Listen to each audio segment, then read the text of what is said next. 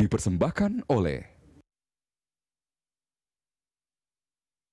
Ya, Anda kembali di CEO Talks. Pemirsa, kita masih bersama dengan Pak Teddy. Nah, ini awal bikin cashless ini tentunya karena melihat kebutuhan dari masyarakat bahwa butuh edukasi, butuh aplikasi untuk membantu usahanya, untuk mempermudah apa yang dilakukan ya di bidang bisnis gitu, Pak Teddy. Betul. Tapi awalnya Anda membuat ini itu apa aja sih modalnya gitu?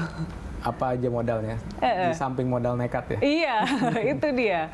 Saya rasa nomor satu adalah saya tahu sekali apa yang industri ini butuh. Ya. Jadi sebelumnya itu saya memang bekerja di salah satu bank swasta di Indonesia, di mana tugas dan tanggung jawab saya adalah untuk memberikan mesin terminal EDC ya kepada merchant-merchant yang tergabung dalam bank tersebut.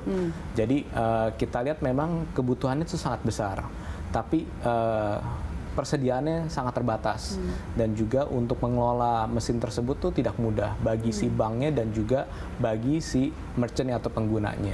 Kemudian saya lihat bahwa perkembangan smartphone di Indonesia ini sudah semakin cepat ya, sangat masif sekali gitu ya. Kalau kita dulu di zaman laptop mungkin masih sangat dikit orang yang bisa terkoneksi dengan internet. Tapi karena ada si smartphone ini, hampir 70-80% rakyat Indonesia ini sudah terkoneksi dengan internet.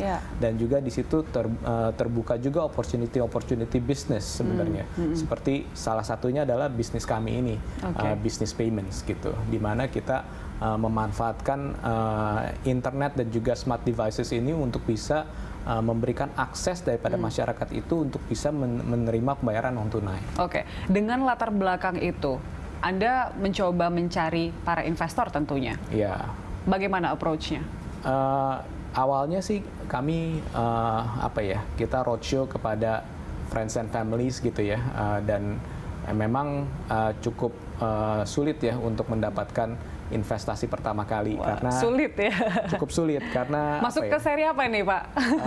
Kita bilangnya itu angel ya. Angel round ya. Dan kalau zaman di mana kita berdiri itu tahun 2014-15 masih sangat awam investasi untuk tech company seperti kami gitu ya.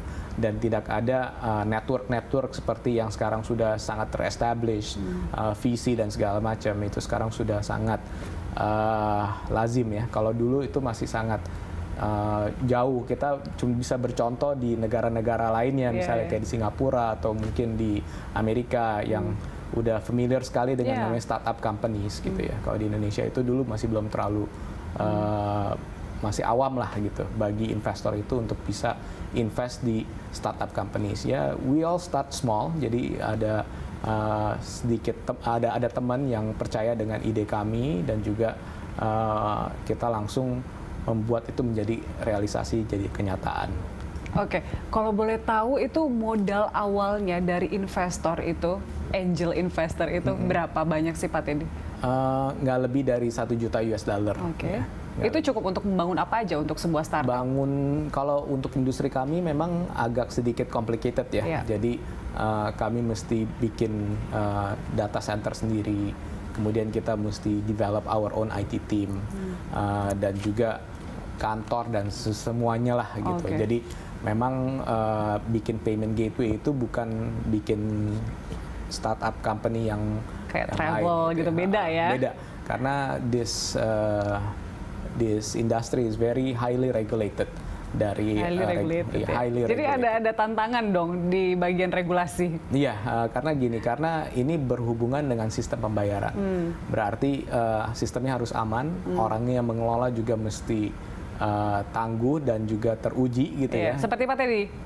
Iya, karena saya juga bekas banker, jadi saya ngerti semua policy yang ada, fraud risk management dan lain-lain gitu ya. Jadi memang this is not an easy segment that we are going to.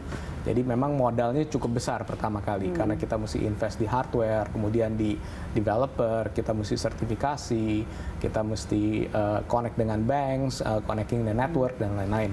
Jadi memang agak berbeda. Makanya kita lihat not every day ada payment gateway companies yang berdiri di negeri ini.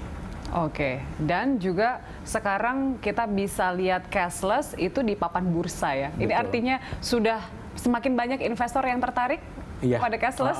Makin banyak. Oke, bisa digambarkan seperti apa investasi di cashless?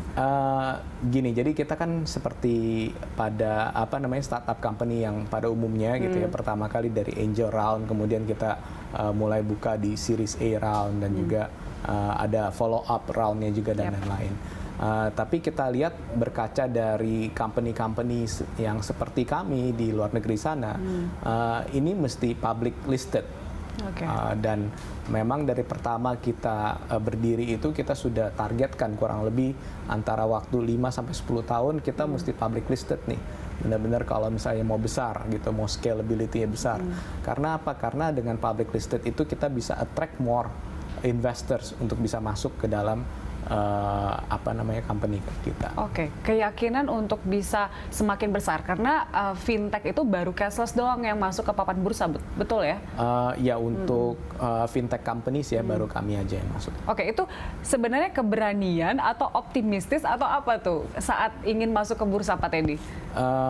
Jadi saya punya co-founder juga, mungkin nggak di sini sekarang, tapi dia juga salah satu orang yang mensupport saya dan mendorong saya untuk bisa memberanikan diri masuk ke bursa gitu ya.